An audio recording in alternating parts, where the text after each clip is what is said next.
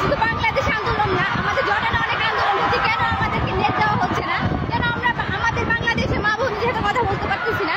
এর জন্য দেখেন জর্ডানে অনেক অনেক মানুষ হয়ে আমরা আন্দোলন করছি, তা আপনাদেরকেও দেখাচ্ছি।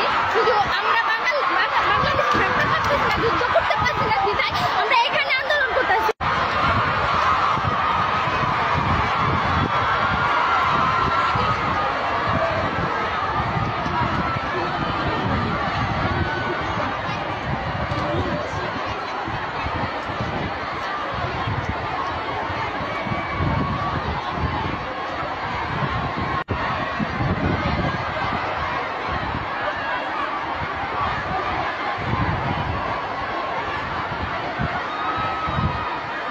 শুধুমাত্র আমাদেরকে নেটওয়ার্ক দেওয়া হচ্ছে না, আমরা আমাদের মা বোনদের সাথে কথা বলতেছি না। তাদের কি অবস্থা, তারা কি করছে, কি খাচ্ছে, আমরা কিছু জানতে পারতেছি না। তো এটা আমাদের জানা খুবই জরুরি। তার জন্য আমাদেরকে বাংলাদেশের নেটওয়ার্কটা দেওয়া খুবই প্রয়োজন।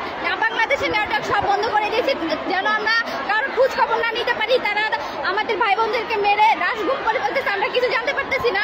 তো তাই জন্য সবাই আন্দোলন করা হচ্ছে। আমরা বাংলাদেশি হয়ে আমরা স্বাধীন দেশ, কেমন স্বাধীন দেশ সেটা আমি বুঝতে পারতেছি না।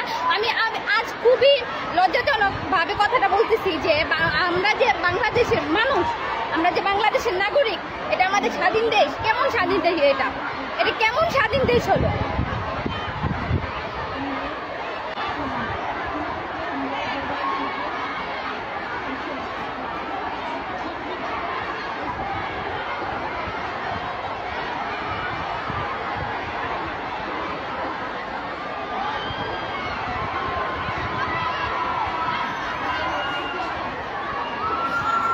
এখন বুঝতে পারতেছি না যে কিভাবে বাংলাদেশের মানুষের সাথে যোগাযোগ করব।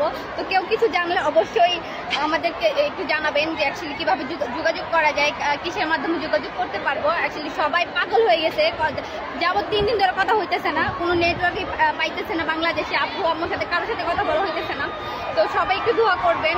আর এখানে যেন আমরা আন্দোলন করতে পারতেছি, করতেছি, এটা যেন আমরা সফল হতে পারি। আন্দোলন করে যেন আমাদের নেটওয়ার্ক, বাংলাদেশের নেটওয়ার্ক ফিরে আনতে পারি।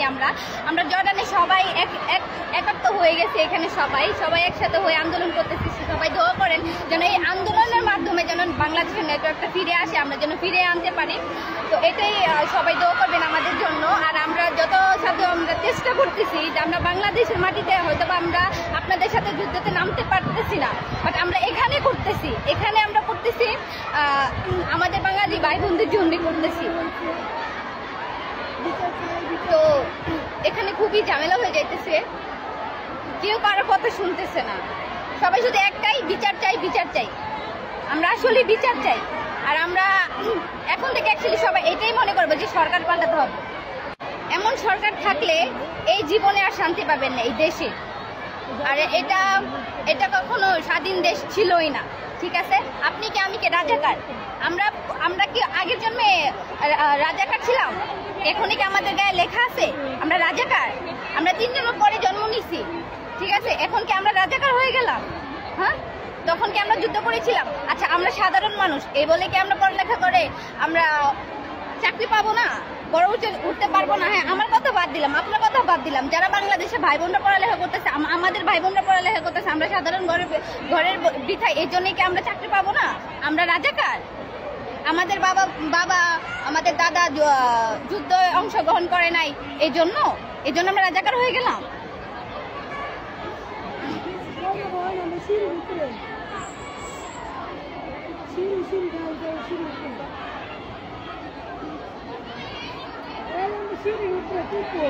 সবাই শুধু এতটুকু দোয়া করেন যে আমরা যে আন্দোলনটা শুরু করেছি সের জন্য যাতে আমাদের নেটওয়ার্কটা বাংলাদেশে ফিরে আসে, আমরা যেন ফিরিয়ে আনতে পারি।